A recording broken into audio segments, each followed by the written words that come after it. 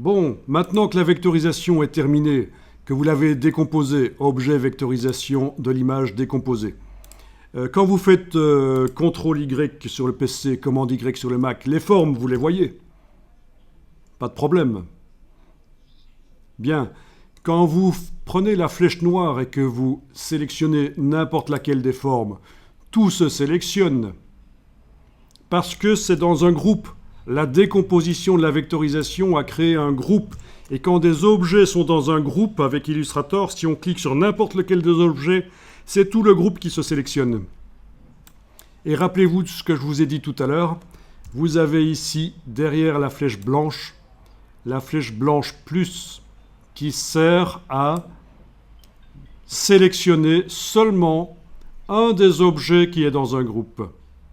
Allez chercher la flèche blanche plus, cliquez seulement sur un des objets, ça ne marche pas, c'est normal, il faut d'abord cliquer à côté pour désactiver, et puis on va cliquer sur chacun des objets, on arrive à sélectionner un objet ou l'autre.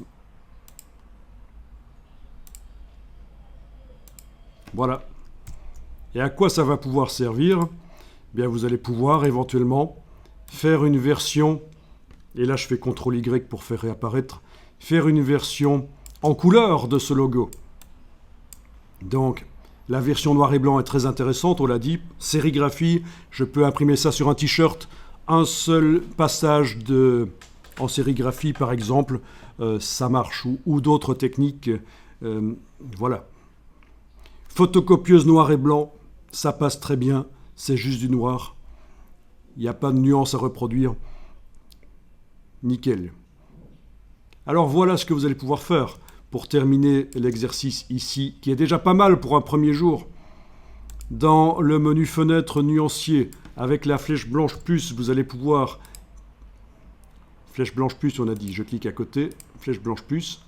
Vous allez pouvoir activer une forme, vérifier que c'est bien la case de fond qui est à l'avant-plan dans la palette des outils, et appliquer une couleur. Voilà. Sélectionner une autre forme et appliquer une autre couleur. Voilà, etc. Et ça peut être des couleurs complètement délirantes aussi, il n'y a pas de raison.